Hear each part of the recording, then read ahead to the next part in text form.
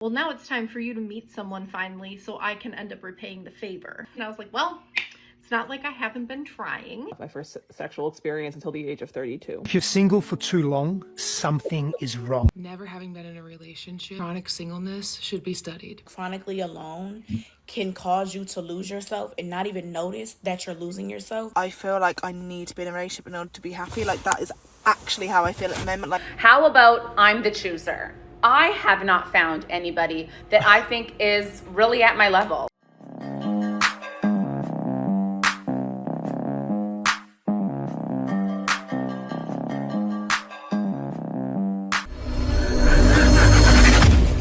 Nobody prepares you for what it's like to date after 50 when you've been married for a really long time. How can you be prepared for this? I have been single for 14 months, and in all transparency, I have done very little dating, very little. Initially, I tried dating apps. I wanted to see if I could put myself out there again. I was lonely. I was looking for some companionship, and I turned to the apps. Well, that's a whole other video.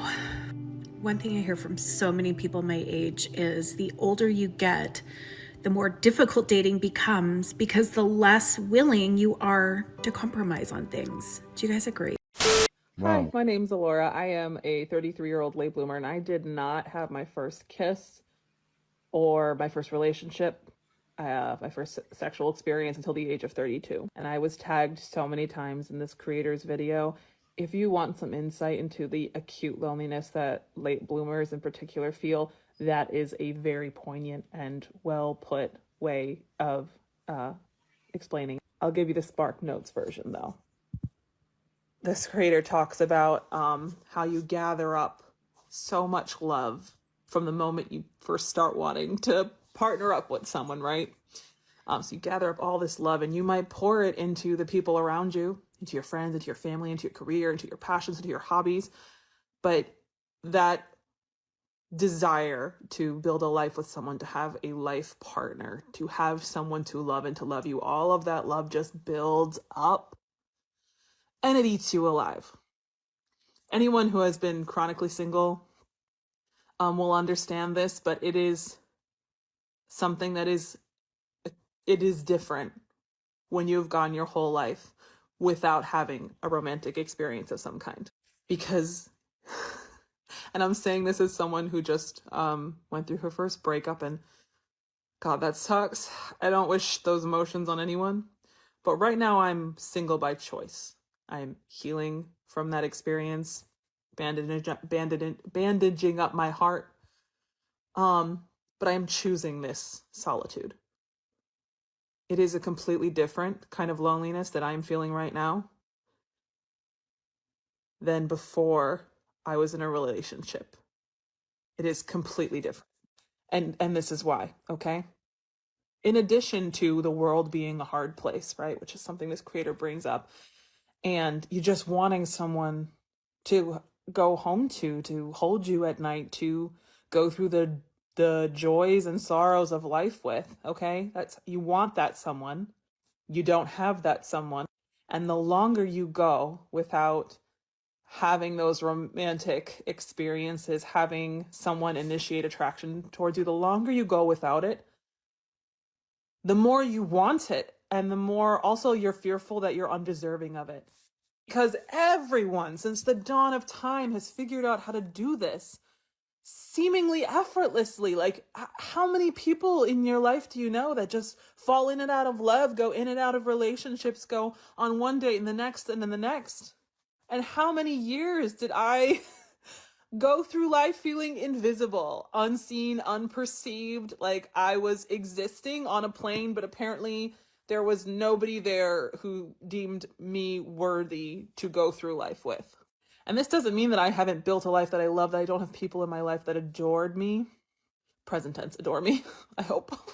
But it doesn't change the fact that you can do all the things, okay, that they tell you. You can love yourself more. You can put yourself out there. You can try and go on the dates. And you still might not necessarily change your circumstances right away. You can hope to. I try to be as optimistic as I possibly can as a general life policy. I'm a glass half full kind of girl, but it is hard to see everyone around you figuring this out and for you to be on this little lonely island, party of one, forever, for your whole existence. And yes, you build up a certain kind of strength from having to go through life alone. Like I have done so much on my own. I've traveled, I've, pursued my career. I'm here to tell you right now, we don't care. Let me tell you something. We don't care. My higher education, I wrote a book, I wrote another book. Like, there are so many things I'm proud of, but do you want to know what the real truth is? I would have traded any of those accomplishments, any of them, to have found someone that I wanted to go through life with. I would have traded any single one of those things that I did to have found my person at a younger age. And is there something to be said for, dating as an older person? I guess, like, you are coming to these first experiences differently, but it does not change how sharp that loneliness is, how exquisitely painful it is. Excruciatingly, not exquisitely. There's something beautiful about it. It's excruciatingly painful. Even now, I feel the breaking up with someone you cared about is a hard thing to do, period. It was an amicable breakup, but it was a hard thing to do. But going back to the person I was, the life she was living, navigating life alone, now that I've had a taste of what something else is like, it's amplified in some ways, because now I know what it's like. So it hurts even worse knowing I have no one to hold me at night now. We're not going to go down this road. What I do just want to reiterate is that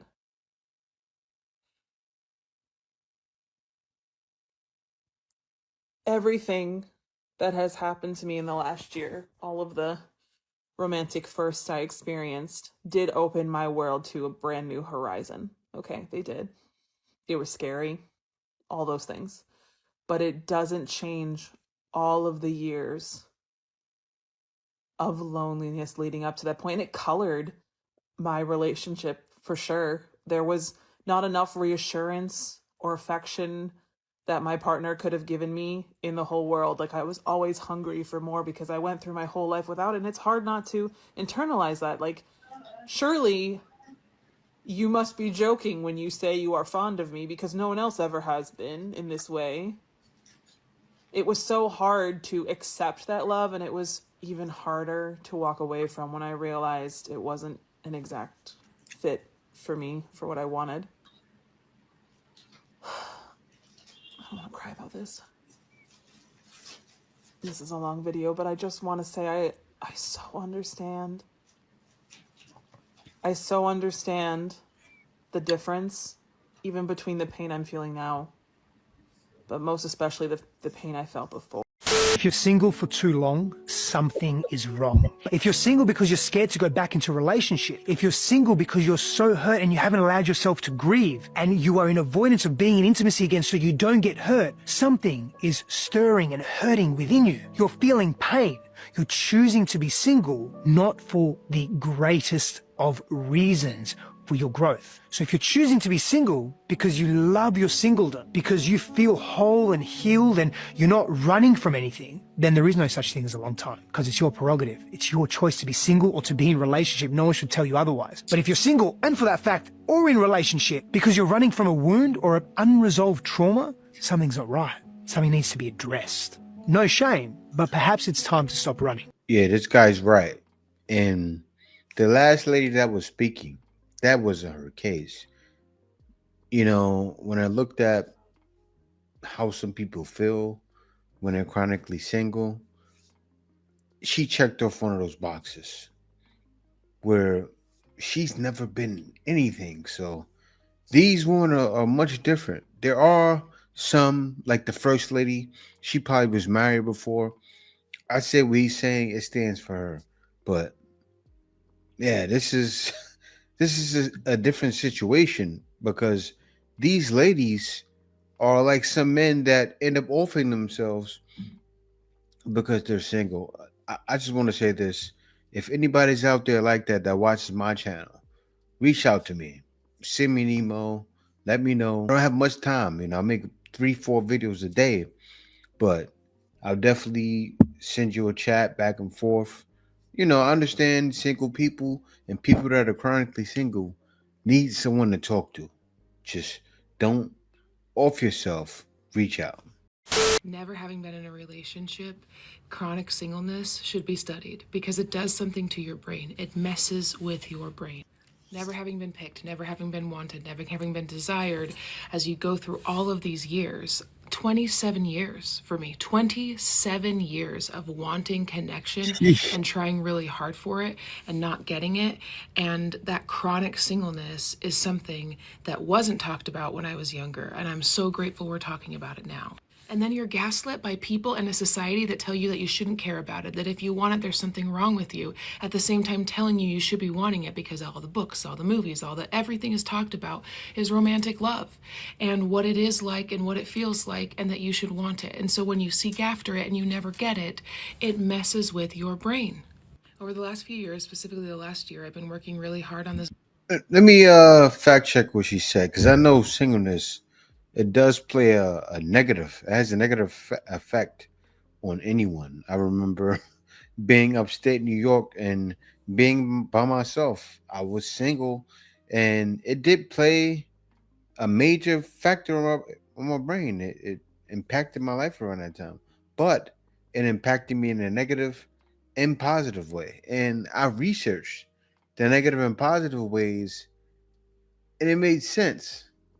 And when you think about it, right, I kind of let me break it down. I'm going to show you guys this. Look at this. Look at the negative. Look at the negative effects. Loneliness and isolation.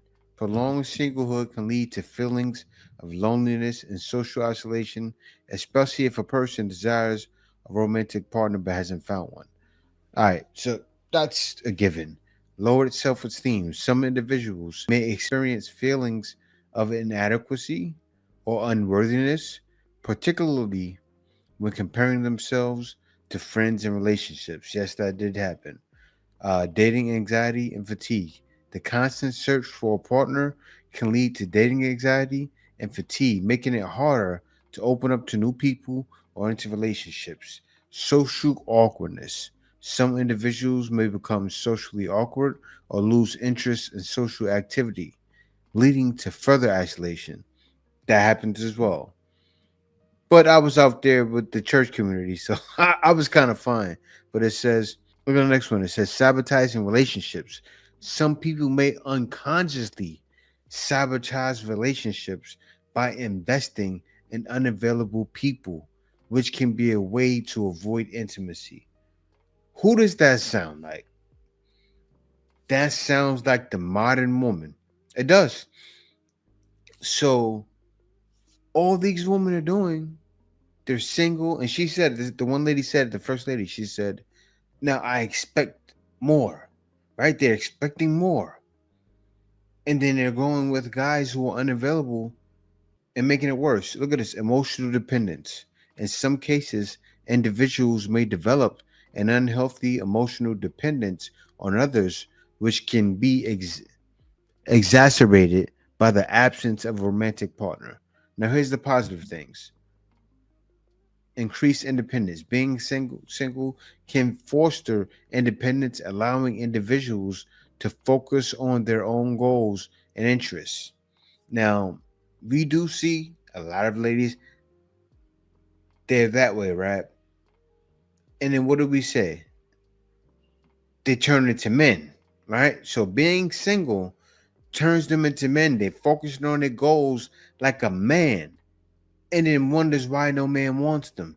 That's not the case with these ladies because These ladies are so far beyond that, as you guys can see. But look at the first lady. She said, "Oh, I just can't accept anyone." Right? More time and flexibility. These are good things, but really, they're just becoming men. Because men are used to doing what? Being single. And what do people say? I'm saving more money. I'm focusing on my goals. They don't necessarily want that. They may cling to that, but they're just a man at the end of the day. That I have. And I was talking to my sister-in-law and she said, like, I don't know where that comes from. Why do you feel like you're a burden? And I'm like, because I have been. Because people in my life have made me feel that. Not because they wanted to, but just out of the fact that, like, I wasn't anybody's priority. I never existed as somebody's priority, as somebody's person, as somebody that you're walking through life with. And you know that you can turn and count on that person. Every need I've ever had, I've either fulfilled it or I've had to ask for it. And that's not the same when you're in a relationship, and most of a healthy relationship. I know there's going to be outliers. We don't need to talk about that right now. But like, there is something very difficult about having to ask for every one of your needs to be met. Because the majority of the time when you're in a relationship, you don't even realize that you're getting needs met that you didn't even know you had. Maybe 20% of the time, 30% of the time. I wonder you stayed single! Whatever it may be. But when you're chronically single and you've existed all of your life, I have to do all those things by myself. And then when I have a need, maybe the need is companionship, maybe the need is communication, maybe the need is just somebody to be there for you. I have to ask for it. And in asking for it, I have to prepare myself that they might say no. Because they have a priority list, and the priority list normally goes husband, wife, spouse, whoever it may be, children, and then when they have energy for other things, then they can say yes. But that's the problem when you're the chronically single person. Now I'm 4 months into my very first relationship, and it's been wonderful, and I've been so grateful for it. But also being in that relationship and having a person that I can turn to with certain things has helped me see just how alone I was for so many years.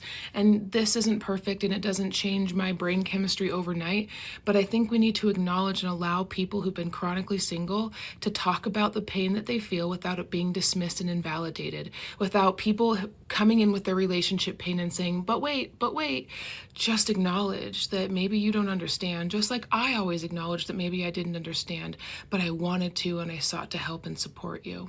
So just throwing that out there. If you've never been in a relationship and you've gone through chronic singleness, it is difficult, it is painful. I see you, I love you, I'm there with you.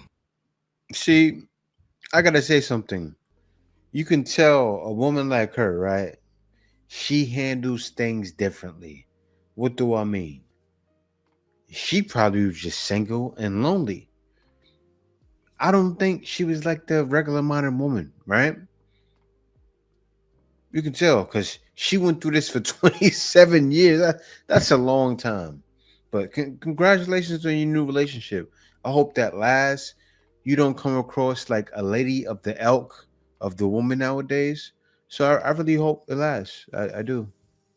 When you've spent your life never being liked back by anybody, it's actually soul destroying. It gets to a point where it's literally every single person you have ever had a crush on has either chose someone else or not liked you enough or all of the above. It does make you start to question yourself, and even the most confident person in the world would question themselves if they get to the age of like 22, mid-20s, even in your teenagers, and you've liked more than 5 people and more than 5 people have not liked you back. You do just start questioning yourself, and I'm like, okay, what's going on here? Because obviously there's a part of my brain that's like, it's really like, it's nothing to do with me. But then there's also a large part of my brain that's like, let's not be silly. Let's not be caught up in ourselves here. And we have to realise there's a common denominator. And the common denominator is me.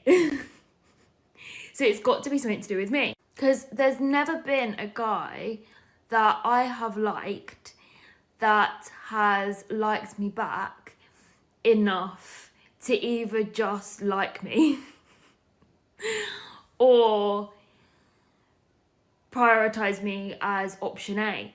I've always been option B, C, D or E.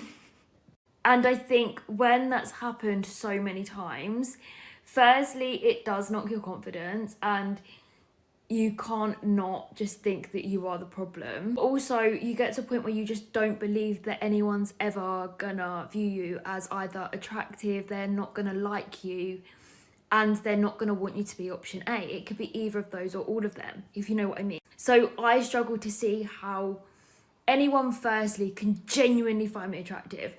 Like, I can see how people can look at me and be like, okay, like, she's all right looking, like, she's not horrible to look at, but no more than that. I then cannot see how somebody can want to spend time with me because they like me as my personality.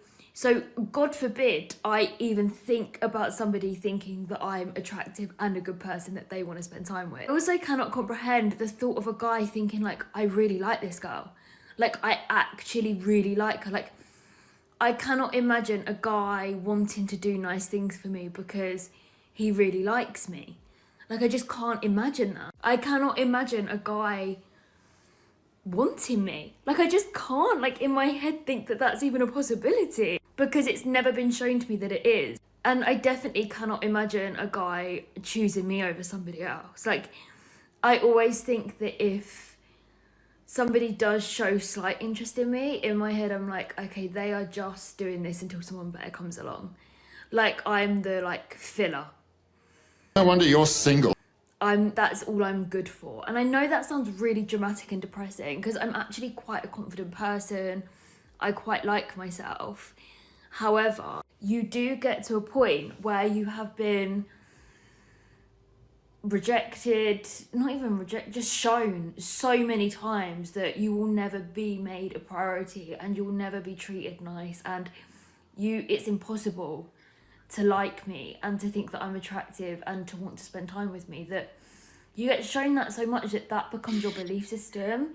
No matter how confident you are, no matter how much you like yourself, it's really hard to escape that belief when it's something that's been continuously shown to you. Like, this is something that's been shown to me since I was literally in primary school, since I was literally a small child. But yeah, it's like tough because I just can't imagine it.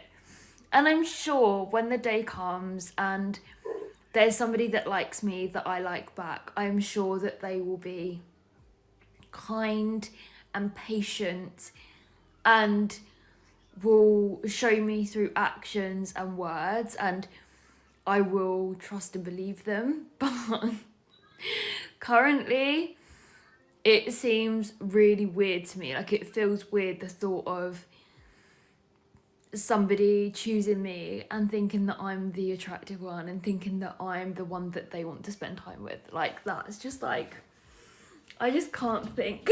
That to me is just not, it's not a possibility. Yeah. One of those, like when I seen the sort of side effects, that's one of them. Why are you putting yourself down so much? Like, she's actually a cute girl. I say this though. I say this. What all of you need, all of you, intense exercise. Because I'm looking at your face, and if you exercise and made that your priority, you'd be, man, you probably have guys trying to beat down your door. And the same thing with the last lady as well. She was chubby, but I'm looking at her face. She wasn't like that good looking, but exercise, it makes a big difference. Your confidence, everything. And you don't have confidence. And I'm telling you what created confidence for me. And especially that's what men are taught to do. Men are told their whole life, exercise. And then when you do it, you feel like $1,000,000. I'm telling you, women need the same thing. It's one of those things you need in your life. It's one of the basic instructions before leaving Earth. Physical exercise. Chronically alone can cause you to lose yourself and not even notice that you're losing yourself because there's no mirrors being held up to you. Community is not just company, but also reflection. One of my mutuals actually just posted a video recently. Her stitches were off, so I couldn't stitch the video, but I'll tag it down below. She was actually talking to one of her friends in a video and telling her friend, like, homegirl, you are losing yourself. I think it was such an honest conversation, and a conversation that is very needed. When you have people around you, people who care enough about you to say, hey, you're slipping through the cracks. You're forgetting who you are. You guys have a strong enough bond for y'all to have these types of honest conversations. It does so much for you. When you are chronically alone, always by yourself, always in the house, isolated, like I was for the past 4 or 5 years, working remote, not really having a lot of friends, had left my last church, hadn't found a church yet. COVID was going on, and I had experienced multiple miscarriages.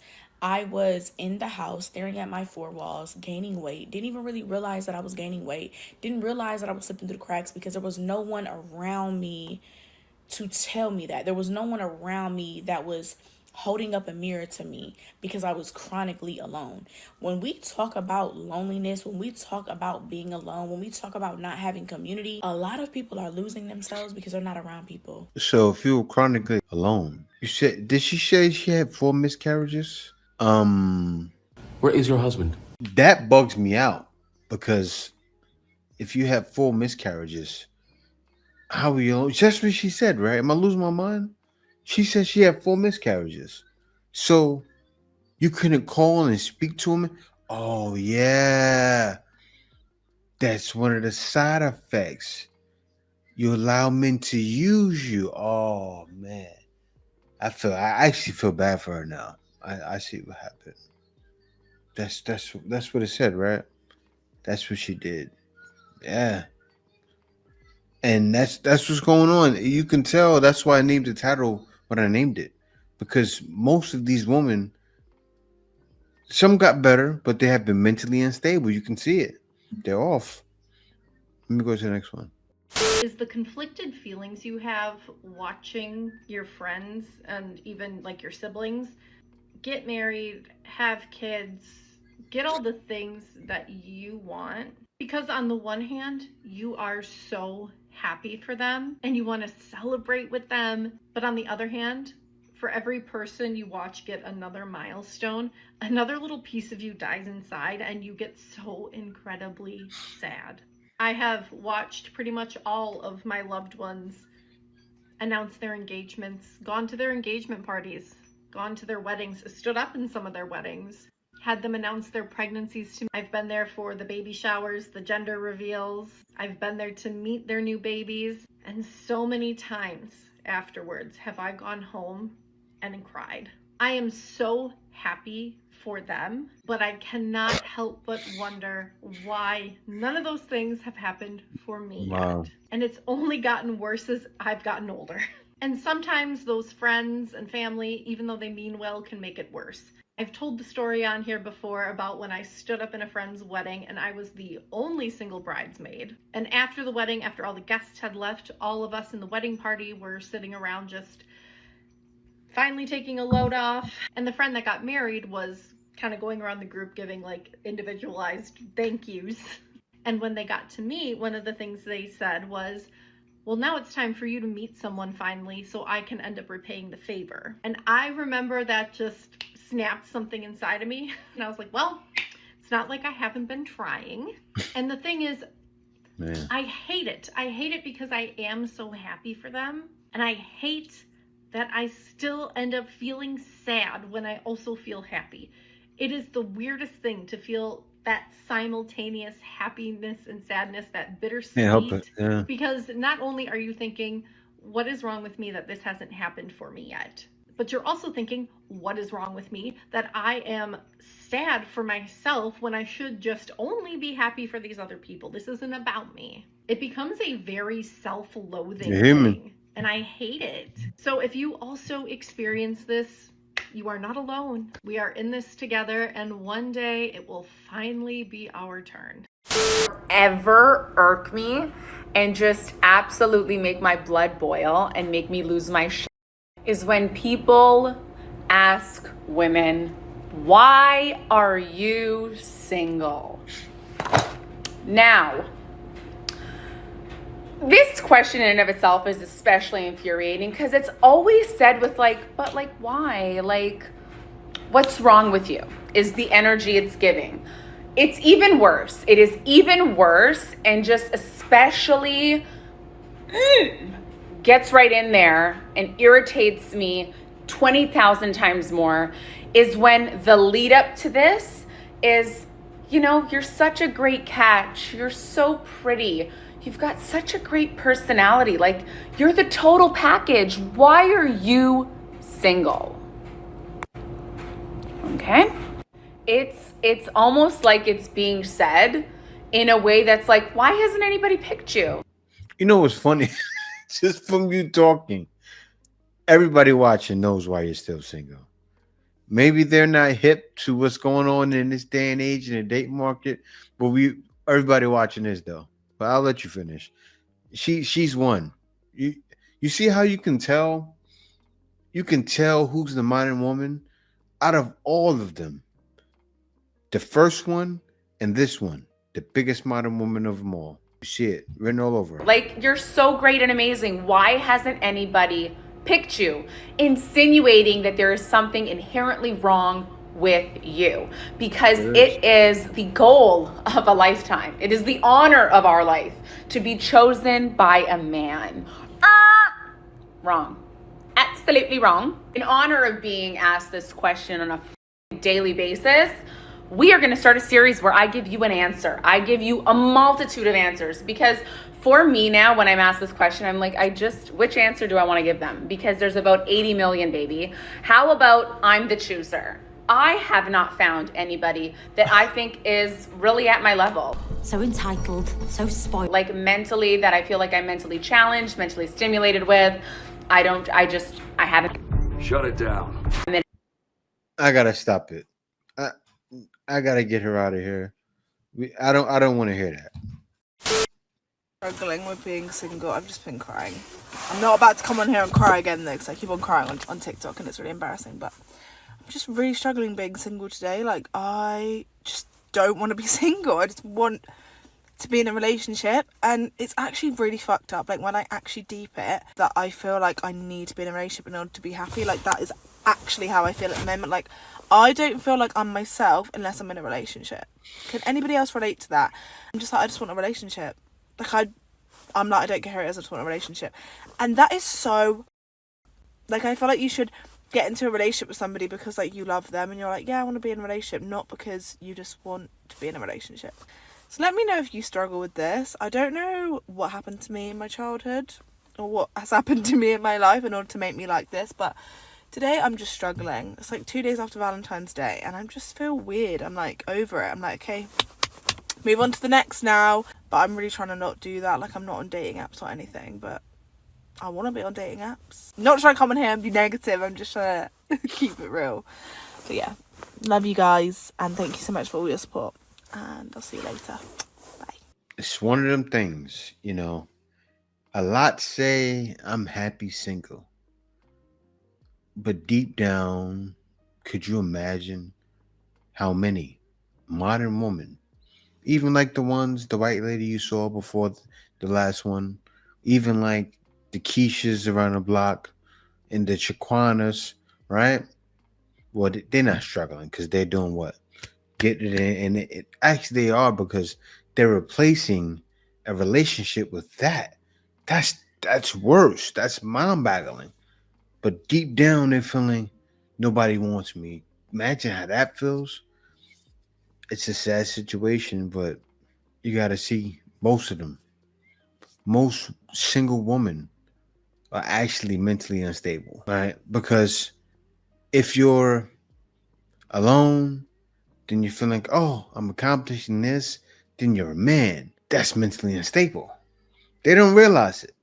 But yeah, guys, thank y'all for watching. Be sure to subscribe. Peace out. See you next video.